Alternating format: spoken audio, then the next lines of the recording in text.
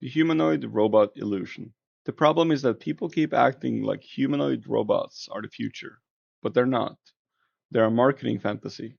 Robots have been outperforming humans for centuries, just not in human shapes. My core claim is that humanoid robots are mechanically inefficient, fragile, and expensive. They're the worst possible form factor for most real world tasks. Specialized architectures win almost every single time. And because of that, humanoid robots won't scale. The humanoid form factor is just structurally bad engineering. First of all, mechanical inefficiency. There are just too many joints with too many failure modes. Then we have cost floors.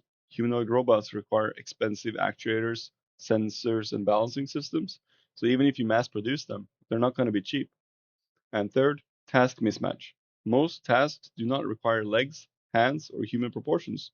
So using a humanoid robot is just going to be a more expensive solution. And the thing is, we already live in a robot world. We're surrounded by robots. They run factories, warehouses, ports, power grids, and logistics networks. But some people want you to believe that humanoid robots are something special, but they're not. They're just the least efficient shape for doing most real work. And the real reason people want humanoids is not about engineering, it's about psychology. Investors like them because they look like sci fi. People like them because they look like us. But looking like us doesn't make them good machines. In closing, if you want automation that actually works, forget the human shaped fantasy.